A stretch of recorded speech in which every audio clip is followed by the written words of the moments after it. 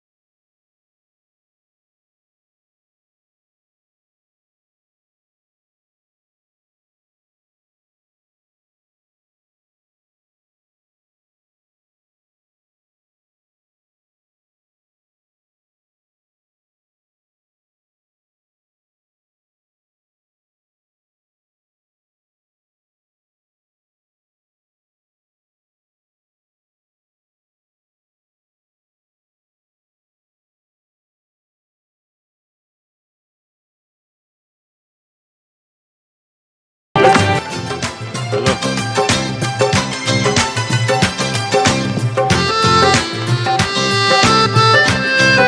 Hello जी टेक्सला, माशाअल्लाह। मैं आपके पहले तो शानदार इस्तकबाल का शुक्रिया अदा करना चाहता हूं, लेकिन उसके अलावा मैं जो आपके अंदर शऊर देख रहा हूं उसका सलाम करना चाहता हूं आपको। और आज मैं अपनी बहनों को खास तौर पे खुशामदीद कहता हूं। कभी मैंने इतनी तादाद में टेक्सला में इतनी तादाद में ख्वातीन नहीं देखी, और ये बड़ा अच्छा, हमारी आजादी की तारीख में ये एक बड़ी खुशाइन चीज है। अच्छा, मैं सरवर खान, सबसे पहले मैं आज आपके टेक्सला के कौम के सामने, सरवर खान, आप मेरे साथ हर मुश्किल वक्त पे खड़े रहे हैं।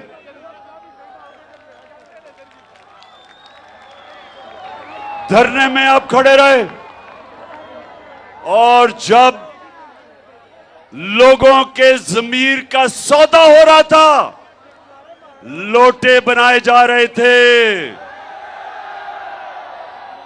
सरवर खान आप मेरे साथ खड़े रहे। और मैं आज आपके हलके के अंदर सबको बताना चाहता हूं कि इस तरह के इस मुल्क को सियासतदान चाहिए जिनके ज़मीर की कोई कीमत नहीं होती। अच्छा टेक्सला, मैं सबसे पहले तो मैं जरा आज इस अमरीकी इंपोर्टेड उनके गुलामों की हुकूमत को एक मैसेज पहुंचाना चाहता हूं। ये दूसरी दफा मेरे घर पुलिस भेजी है, बल्कि तीसरी दफा।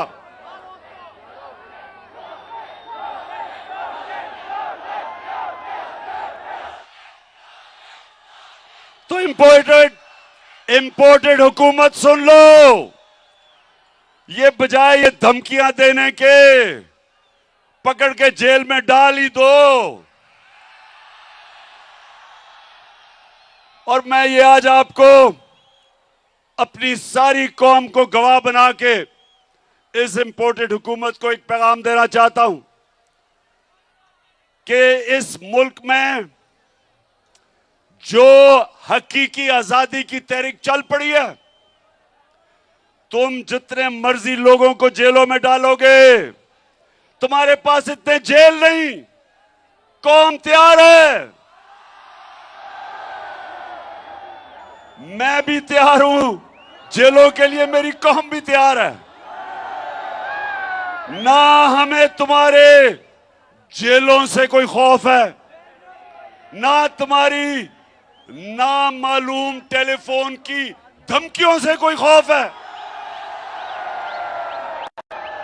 और ना ये जो हर दूसरे दिन हमें डराने की कोशिश की जाती है।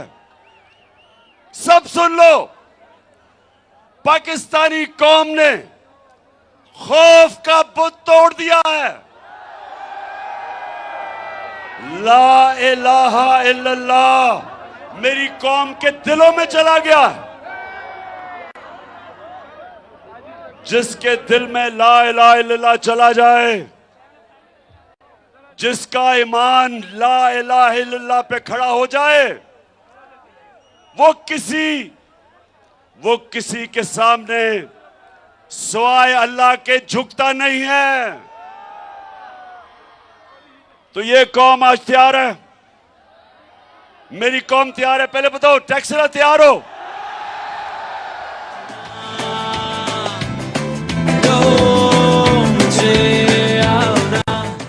कौम भी तैयार है, और उससे ज्यादा कौम का कप्तान भी तैयार है।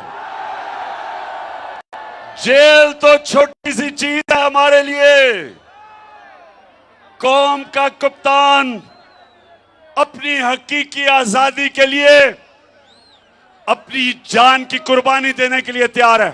फिर से तू अड़ जा, फिर से तू डट जा, फिर से अब वो बल्ला घूम। अच्छा, अब जरा टेक्सला बाशऊर लोग हो, आप जरा गौर से मेरी बात सुने। हुकूमत ने आज ये जो इंपोर्टेड हुकूमत है, मैं इनको ये कहता रहा कि ये अमेरिकी साजिश के तहत आए, और मैंने 28 मार्च को एक मुरासला दिखाया सारी कौम को,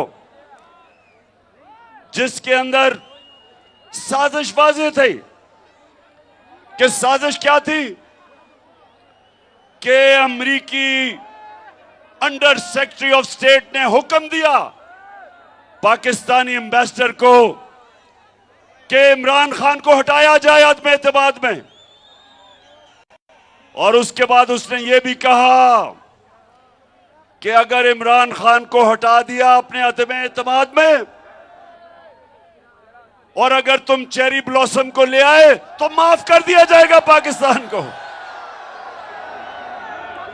अब डीजल पे बाद में आता हूं, डीजल पे सुने जरा, डीजल पे बाद में आता हूं। तो उस टेक्सला, उस मरासले में क्या था? उसमें उन्होंने कहा कि इमरान खान को हटाना पड़ेगा, और उसमें उन्होंने यह कहा कि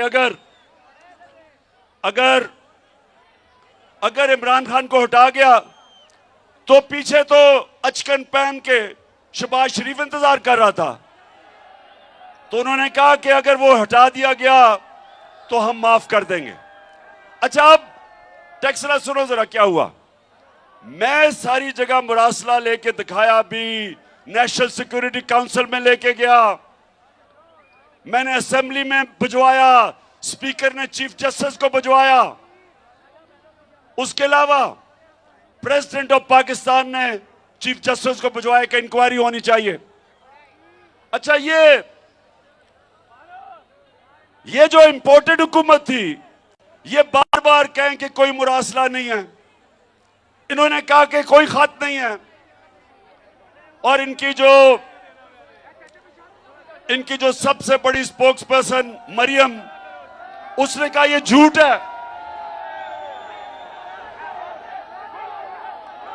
तो अब अच्छा, इनके साथ मीडिया भी मिल गया, इनके जो लिफाफे वाले पैसे लेके जमीर बेचने वाला जो मीडिया के लोग थे, उन्होंने भी कहा मुरासला नहीं है। फिर क्या हुआ?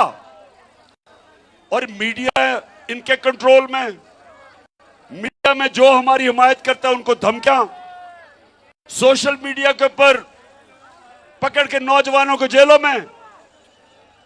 तो इन्होंने कहा कि जनाब कोई मुरासला नहीं है और वो दब गया। अब मैं चेरी ब्लॉसम साहेब आपका शुक्रिया अदा करता हूं और मरियम जो सच नहीं बोल सकती आपका भी शुक्रिया अदा करता हूं कि इन्होंने मुरासले को उठा दिया। अब मुरासले साइफर को इन्होंने उठा दिया और शुक्र कि सारी कौम को अब सबके सामने आ गया कि वो वाकई जो मैं कह रहा था वो सच है। अब नहीं नया ड्रामा हो रहा है। मेरी बात सुनो, नया ड्रामा क्या है कि वो जी साइफर गुम गया है।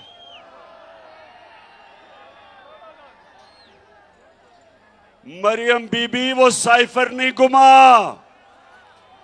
आप चाहेंगी कि गुम हो जाए क्योंकि पता चल जाएगा कि आपके वालिद ने और चाचे ने अमेरिकनों के साथ मिलकर साजिश करके हमारी हुकूमत गिराई।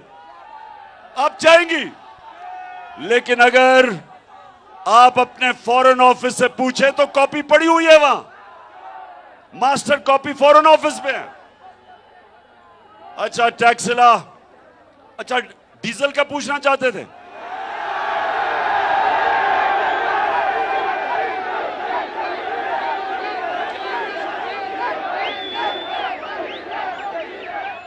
डीजल का अब ये हुआ क्या है? हमारी हुकूमत गिराई गई। नौजवानों पता है इन्होंने किस वजह से कहा कि जनाब इमरान खान की हुकूमत को जाना चाहिए? क्या वजह थी? महंगाई। इन्होंने कहा इमरान खान ने महंगाई कर दी और वो कांपे टांगने वाला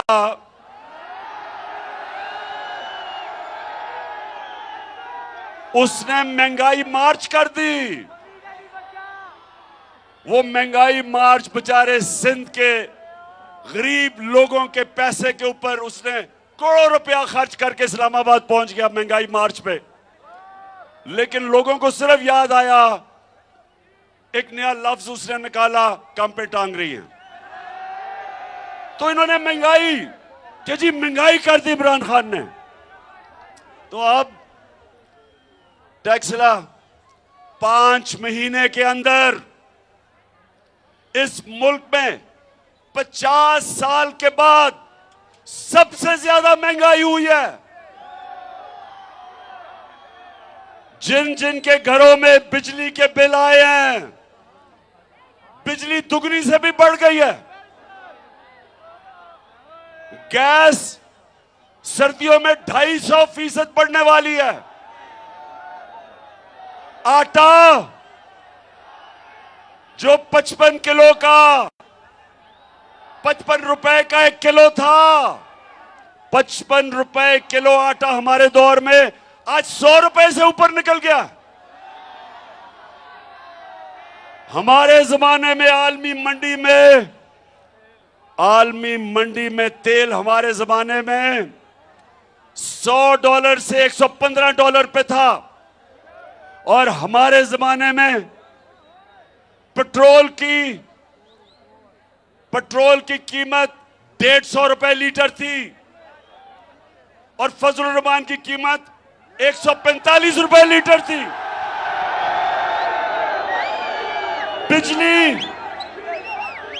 बिजली 16 रुपए यूनिट थी। आज बिजली पहुंच गई है 36 रुपए यूनिट और टैक्स लगा के 50 रुपए से ऊपर चली गई है। आज टैक्सला आज पेट्रोल चला गया 236 रुपए लीटर और फजल रहमान चला गया 250 रुपए लीटर। आज अवाम के ऊपर वो महंगाई है, तनख्वाहदार तबका आज गुजारा नहीं कर सकता। आज मजदूर हमारे सरकारी नौकर, पुलिस वाले सारे पाकिस्तान के तनख्वाहदार लोग आज उनकी तनख्वाहें पूरी नहीं हो रही। ये इन्होंने तोहफा दिया है महंगाई का।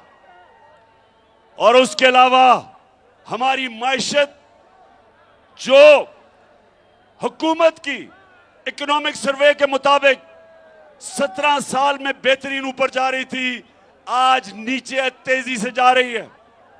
महंगाई उस्मानों पे, बेरोजगारी बढ़ रही है, मायशत नीचे। और ये था तोहफा इस इंपोर्टेड हुकूमत का।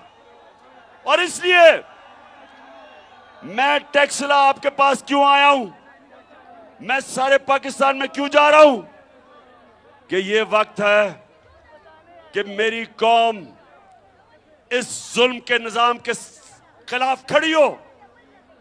इन लोगों ने सिवाय महंगाई, बेरोजगारी, मायशत की तबाही एक काम किया है, अपने करप्शन के केसेस माफ करवा रहे हैं।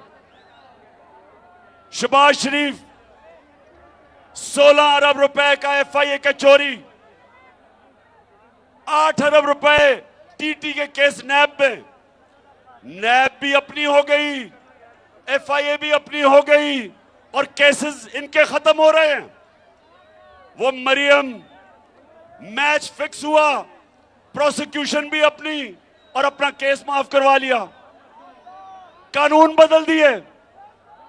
मैं टेक्सला के लोगों और पाकिस्तान के लोगों जो देख रहे हो, आज सब एक चीज समझ जाओ,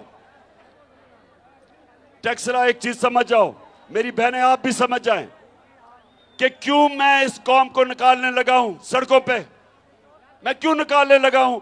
इसलिए कि इन्होंने अपनी चोरी बचाने में इस मुल्क का इतना बड़ा नुकसान किया है।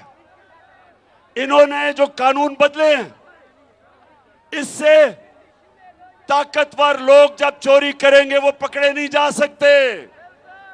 व्हाइट कॉलर क्राइम होती है ताकतवर लोग जब चोरी करते हैं। इन्होंने कानून ऐसे बना दिए हैं कि आज जो भी पैसे वाले लोग मुल्क से पैसा चोरी करके मुल्क से बाहर भेजेंगे, अब पाकिस्तान का कानून उनको नहीं पकड़ सकेगा। अब सिर्फ छोटे चोरों को पकड़ेगा। अब पकड़ेगा भैंस चोर या साइकिल चोर या मोटरसाइकिल चोर। बड़े बड़े डाकू नहीं पकड़ सकेगा अब हमारा कानून। और इसलिए मेरे नबी सल्लल्लाहु अलैहि वसल्लम ने कहा था कि जो कौमें छोटे चोरों को पकड़ती हैं और बड़े डाकुओं को नहीं पकड़ सकती, वो तबाह हो जाती है, वो कौमें तबाह हो जाती है। और ये जो अब जिस तरफ ये पाकिस्तान को लेकर जा रहे हैं, मुल्क अपनी तबाही की तरफ जा रहा है। और मैं सबसे पूछता हूं, जो इन चोरों को रोक सकते थे, जो इस साजिश को कामयाब होने से रोक सकते थे, मेरा सबसे सवाल है कि क्या आप अगर यह समझते हैं कि कौम आपको माफ कर देगी, कि आप कहें जी हम न्यूट्रल हैं, कौम नहीं माफ करेगी। टेक्सला, क्या आप माफ करेंगे उन लोगों को जिन्होंने इन टाकों को आने दिया? क्या मेरी बहनों मुझे बताएं, क्या आप अपने चौकीदार को माफ करेंगे? नहीं। अगर आपके घर पे डाका पड़े और चौकीदार कहे मैं न्यूट्रल हूं, आप माफ करेंगे? मुल्क तबाही की तरफ जा रहा है, मायशत तबाह कर दी, लोगों को महंगाई की दलदल में फंसा दिया और इन चोरों को ऊपर बैठा के इनके केसेस माफ हो गए और हम कहें जी मैं तो न्यूट्रल हूं। मुल्क तबाही की तरफ जा रहा है, कौम सब उन लोगों की तरफ देखती है, उन इदारों की तरफ देखती है जो इनको रोक सकते थे, इन चोरों को। और जो ये देख रहे हैं कि एक के बाद दूसरा वो इसहाक डार आ गया है, इसहाक डार का मैं आपको बता दूं, दुनिया में मैंने बड़े बड़े बुज़दिल लोग देखे हैं। नवाज शरीफ बड़ा बुज़दिल आदमी है जो हमेशा बाहर भाग जाता है, मुल्क में पैसा चोरी करने आता है और जैसे ही कोई इसको पकड़ने लगता है बाहर भाग जाता है, फिर एनआरओ लेके वापस आ जाता है। लेकिन अगर नवाज शरीफ से भी मैंने कोई बुज़दिल आदमी देखा है, उसका नाम है इसहाक डार। जो वो बिरावल कहते हैं ना, काम पे टांगती हैं, वो डार की काम पे टांगती है। और मैं मान ही नहीं सकता, मैं सारी कौम के सामने कह रहा हूं कि जब तक इससे डील नहीं हुई और इसको ताकतवर हलकों ने इसको एनआरओ की डील नहीं दी, उन्होंने इसको दिलासा नहीं दिया कि फिक्र ना करो तुम्हें नहीं पकड़ा जाएगा, तब तक वो गीदड़ कभी नहीं आ सकता था पाकिस्तान। तो मैं आज फिर कहता हूं कि ये मेरे नबी सल्लल्लाहु अलैहि वसल्लम ने एक कौम की तबाही का रास्ता बता दिया था आज से 1500 साल पहले, कि जो कौमें बड़े बड़े डाकुओं को नहीं पकड़ सकती और सिर्फ छोटे चोरों को पकड़ती है, वो मर जाती हैं, कौमें तबाह हो जाती हैं। ये है हमारी तबाही का रास्ता कि चुन चुन के ये डाकू अरबों रुपए की चोरी इन्होंने किया। इन्होंने जो एनआरओ लिया है, टैक्सला जो इन्होंने एनआरओ लिया है यानी चोरी माफ करवाई है, वो इस कौम का कितना पैसा था? 1100 अरब रुपया, 1100 अरब रुपया इस कौम का माफ करवाया है।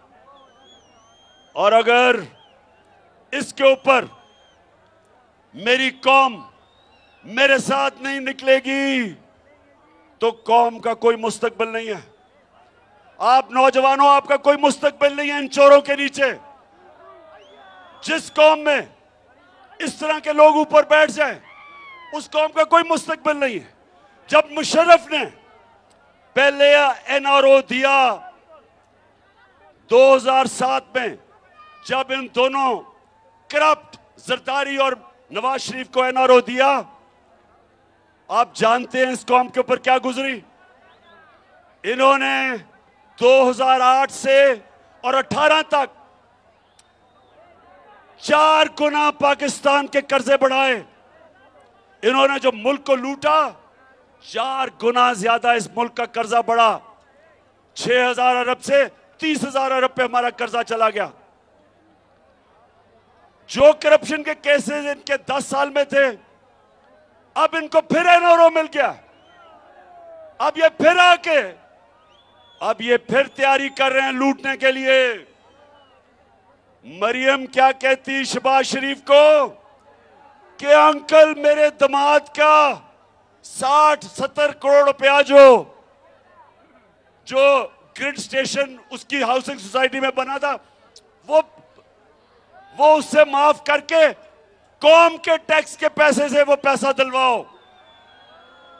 यानी शर्म नहीं आई कि पहले चोरी बच गई, फिर से चोरी शुरू कर दी है। और फिर कहती अंकल, शहबाज शरीफ को अंकल ही कहती है कि अंकल वो हिंदुस्तान से मेरा जो दामाद है वो मशीनरी इंपोर्ट कर रहा है, तो उसको किसी तरह मशीनरी को आने दो।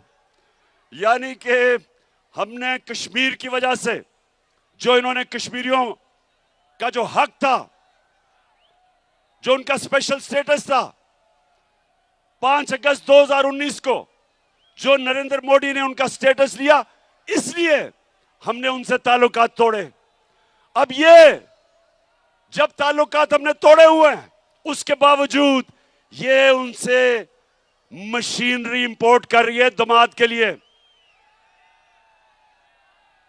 मुझे बताओ टैक्सला, मुझे बताओ कि क्या हम कश्मीरियों की कुर्बानी पे सौदा नहीं कर रहे? वो बेचारे जो 30 साल से कुर्बानियां दे रहे हैं, 1 लाख कश्मीरी शहीद हो चुका है। और ये अपने पैसे बनाने के लिए जो हम प्रेशर है कि ताल्लुकात तब बहाल करेंगे जब आप कश्मीरियों को स्टेटहुड वापस करो। उसके अलावा टैक्सला, उसके अलावा सुने, जो इलेक्शन कमिश्नर सिकंदर सुल्तान, जो इनका शरीफों का घर का मुलाजिम है, वो इनसे पूछ पूछ के फैसले करता है।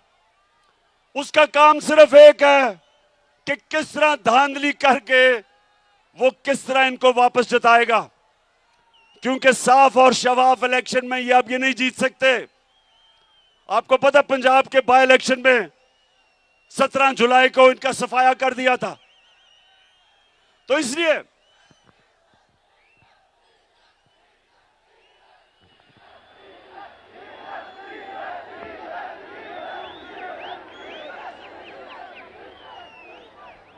हाँ, तो टैक्सला आप पहले बताओ, तैयार हो आप?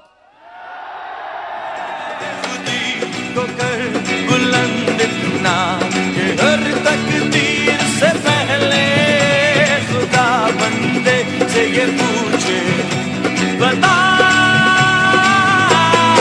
तेरी रजा क्या है। खुदी को कर बुलंद इतना कि हर तकदीर से पहले खुदा बंदे से ये पूछे, बता तेरी रजा। हाँ टैक्सला, अच्छा टैक्सला थके तो नहीं? हाँ मैं बस चेक कर रहा था। बहनें तो इधर बिल्कुल ही थकी, माशाल्लाह, जुनून उनका कायम है।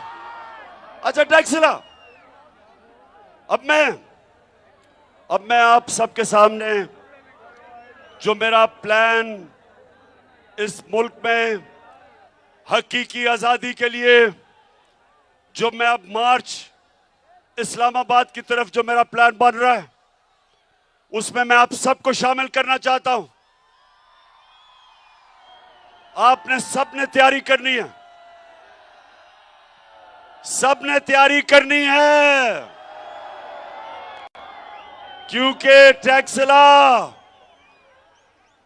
जंजीरें गिरती नहीं है, जंजीरें गिरती नहीं है, तोड़नी पड़ती है। रोक सको तो रोक लो, तब्दीली आई रे, तब्दीली आई रे, तब्दीली आई रे, मुंह काला कर का। टैक्सला, आजादी, आजादी कोई प्लेट में रख के नहीं देता, आजादी छीननी पड़ती है। ये जो ऊपर मुसल्लत किए हुए हैं और जो इनके हैंडलर्स हैं, सब तैयार हो जाओ। मैं आज अपनी सारी कौम को पैगाम दे रहा हूं, जिधर भी आप हो, आप ये याद रखो कि ये एक तहरीक बनी, पाकिस्तान बनाने के लिए एक तहरीक थी, तहरीक पाकिस्तान, और ये उसके बाद 75 साल के बाद ये पाकिस्तान को हकीकी तौर पे आजाद करने के लिए अब ये दूसरी तहरीक है। जब अर्ज़े खुदा के काबे से सब बुत उठवाए जाएंगे, हम रहले सफा मरदूदे हरम, मसनद पे बिठाए जाएंगे, सब ताज उछाले जाएंगे, सब तख्त गिराए जाएंगे, हम देखेंगे, लाजिम है कि हम भी देखेंगे, हम देखेंगे। हमने अपने आप को आजाद करवाने के लिए ये सारे बुत तोड़ने हैं। खौफ का बुत सबसे पहले, और ये जो चोर हमारे पर मुसल्लत किए हैं, इनसे अपने आप को आजाद करने के लिए, हमेशा के लिए, ये हमारा दूसरी मिशन है। और तीसरी चीज, मुल्क में सुन लो टैक्सला, कानून की बालादस्ती कायम करने के लिए, जिसको कहते हैं रूल ऑफ लॉ, इंसाफ लाने के लिए आज तक क्यों नहीं इंसाफ आया? क्यों नहीं इंसाफ आया आज तक पाकिस्तान में? क्योंकि ताकतवर अपने आप को कानून के नीचे नहीं लाना चाहता, वो अपने आप को कानून से ऊपर रखना चाहता है। मेरे नबी सल्लल्लाहु अलैहि वसल्लम के पास जब लोग आए और उन्होंने कहा कि ऐ नबी, एक कुरैश की लड़की को चोरी करने पर सजा मिल गई है।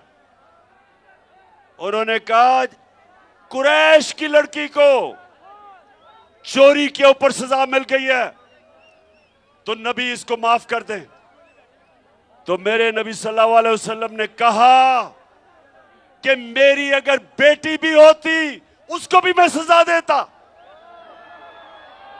कानून के ऊपर कोई नहीं। यानी रूल ऑफ लॉ।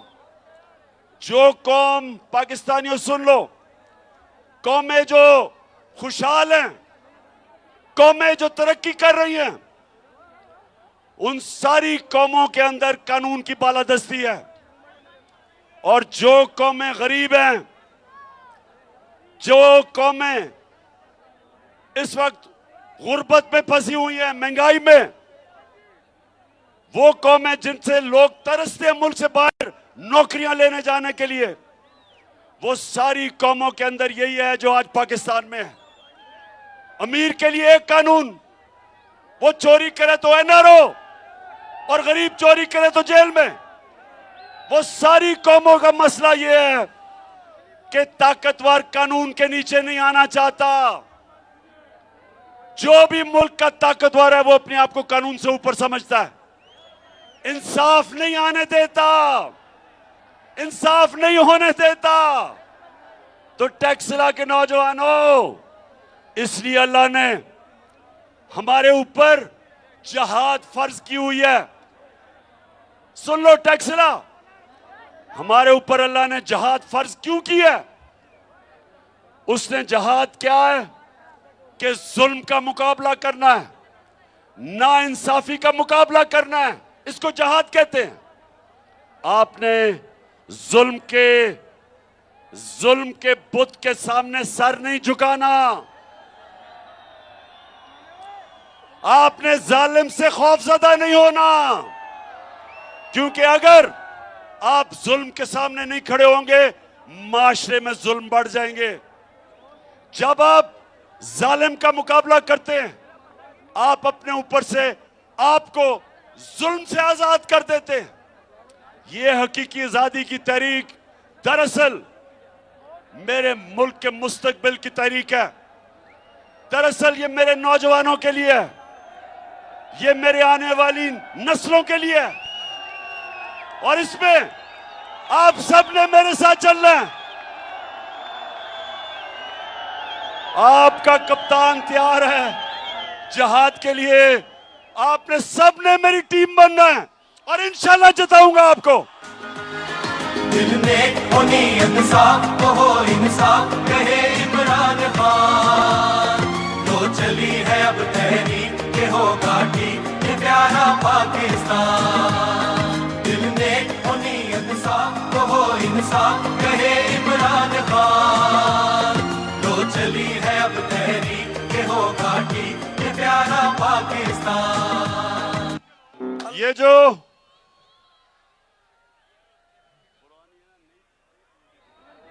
अच्छा टैक्सला, मैं सिर्फ आपको बताना चाहता हूं, मैं सिर्फ अब आपको वीडियो दिखाना चाहता हूं कि कितना बड़ा जुल्म हुआ है मुल्क से। अभी देखना, और ये क्या है, ये वीडियो क्या है? क्योंकि अभी उन्होंने मरियम को बरी कर दिया कि जी उसने कोई बेचारी बेकसूर है।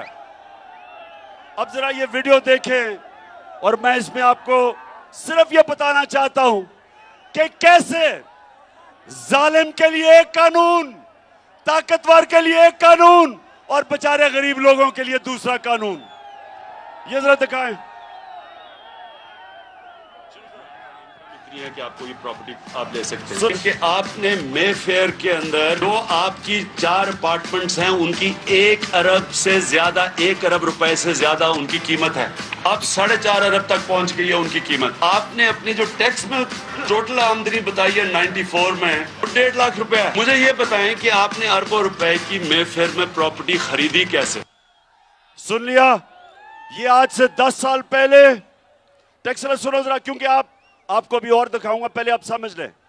10 साल पहले बैठ जाओ ना, वो कह रहे बैठ जाओ।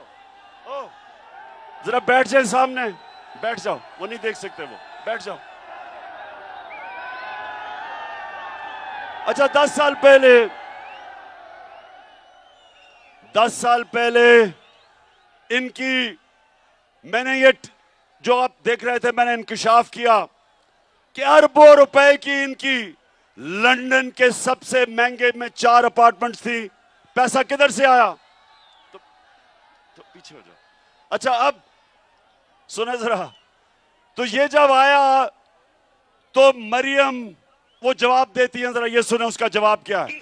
इस तरह मुझे लगा कि आप लोगों को बेवकूफ नहीं बना सकते। मेरी सेंट्रल लंदन में प्रॉपर्टीज तो दूर की बात है, मेरी पाकिस्तान में भी कोई प्रॉपर्टी नहीं है। मैं अपने वालिद के साथ है और मुझे समझ नहीं आई कि मेरी और मेरी वालदा की और बहन भाइयों की प्रॉपर्टीज ये कहाँ से निकाल के ले आए हैं। मेरे नाम पाकिस्तान में कोई प्रॉपर्टी नहीं है, ये तो इंग्लैंड की बात है। पाकिस्तान में भी बेचारी की कोई प्रॉपर्टी नहीं है, तो लंदन में किधर से आनी थी? अच्छा मरियम बेचारी को एक चीज का नहीं पता था,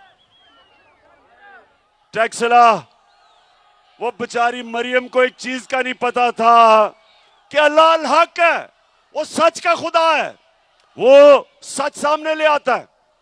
तो उसको नहीं पता था कि एक इंटरनेशनल इंकशाफ होता है, पैनामा पेपर्स, दुनिया में बड़े बड़े प्राइम मिनिस्टर्स उनका इंकशाफ होता है कि उन्होंने अपनी अरबों रुपए की प्रॉपर्टीज छुपाई हुई थी बाहर, वो इंकशाफ हो जाता है, उसमें बेचारी मरियम भी फंस जाती है।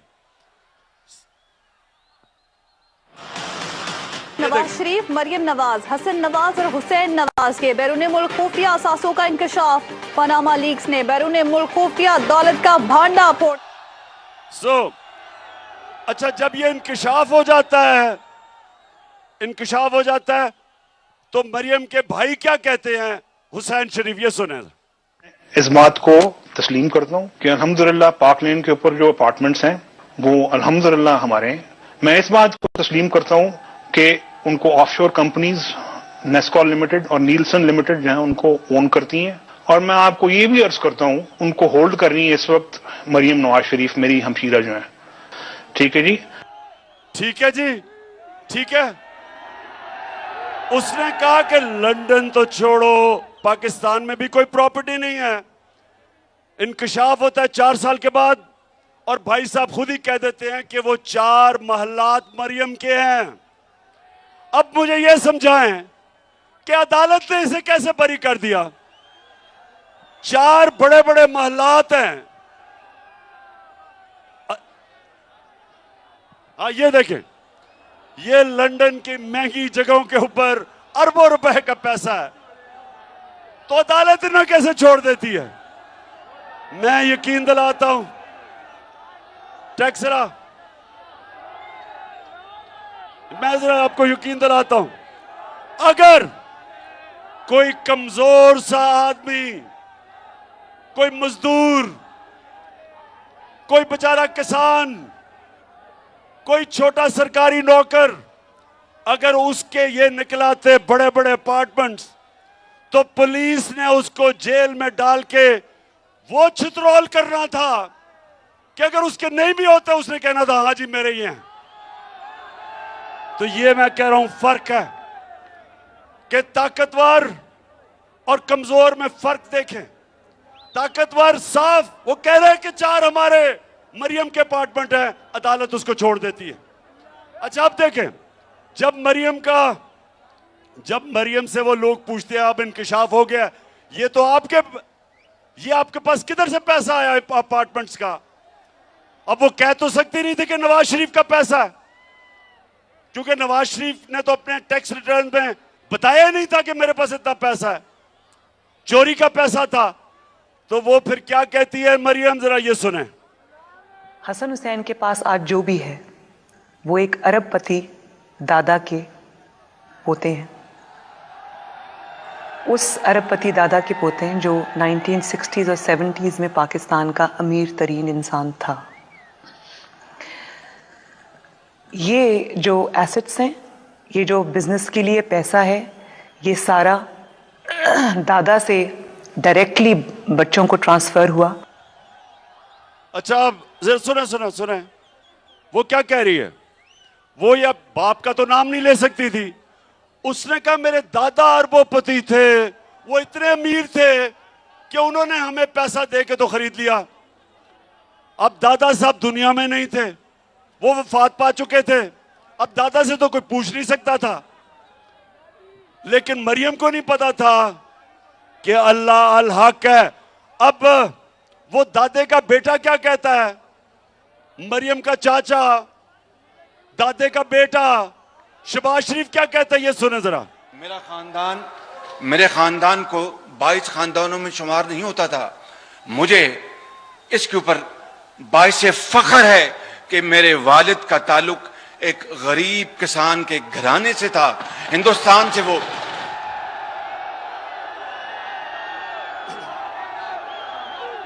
अच्छा, अब टैक्सला, मैं जो आपको समझा रहा हूं आपको समझ आ गई कि पैसा चोरी करो पाकिस्तान से, बड़े बड़े महल्लात खरीद लो बाहर, उसके बाद डील करो, एनआरओ ले लो, वहां से वापस आ जाओ, अपने केसेस माफ करवा लो और फिर चोरी के लिए तैयार हो जाओ, फिर लूटो, फिर कौम का खून चूसो। और उसके बाद जब भी इनको खतरा होगा, मैं आपको यकीन दिलाता हूं कि ये सबसे पहले बाहर भागेंगे। तो मैं आज अपनी सारी कौम के सामने ये अनाउंस करता हूं कि मैं अब पूरी तैयारी कर रहा हूं। 25 मई को हमने ये समझा था कि हम एक पुरअमन एहतजाज कर रहे हैं और हमें ये इजाजत देंगे, जैसे हमने इनको धरने करने की इजाजत दी, हमने कभी नहीं रोका। तो हम ये समझ रहे थे, लेकिन हमारा मुकाबला माफिया से है, डाकुओं से है, मुजरिमों से है। इन्होंने हमारे ऊपर तशद्दुद किया, हमारी फैमिलीज थी, इन्होंने उनके ऊपर टेयर गैस शेलिंग की। पुलिस ने हमारे लोगों के ऊपर घरों में घुस घुस के लोगों को पकड़ा। तो आज कप्तान तैयारी कर रहा है, राना सनाउल्लाह और शहबाज शरीफ तैयार हो जाओ। जो अब मैं तैयारी कर रहा हूं, आपको अब मैं जिस तरह कहता हूं, मुझे तो पता है आपने क्या करना है, मुझे तो आपके प्लान का पता है, लेकिन आपको मेरे प्लान का नहीं पता।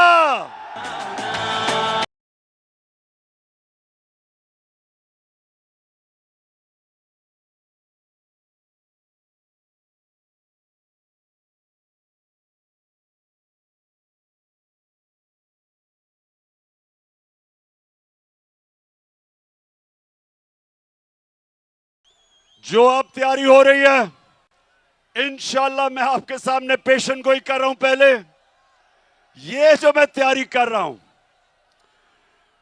मैंने सारी अब इनकी सारी जो प्लानिंग है उसके मुताबिक तैयारी कर रहा हूं। वो अभी मैं आपको नहीं बताऊंगा।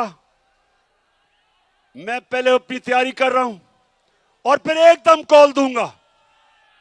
आप सब ने तैयार होना है, सबने तैयार होना है और इंशाअल्लाह अपने मुल्क को हम हकीकी तौर पे आजाद करेंगे। और तब जब कानून की बालादस्ती कायम होगी, जब कानून की हुक्मरानी होगी, जब अदल और इंसाफ होगा,